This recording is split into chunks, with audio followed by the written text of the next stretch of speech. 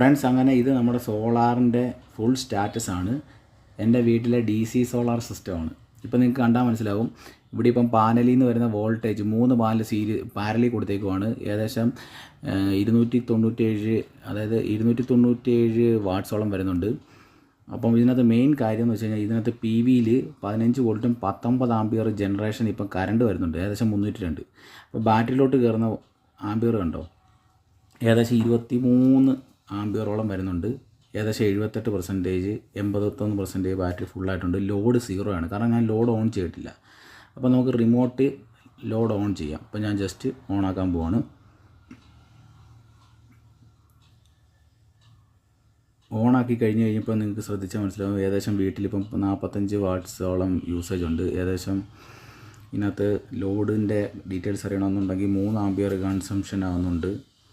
അപ്പോൾ ഇതാണ് നമ്മുടെ ഈ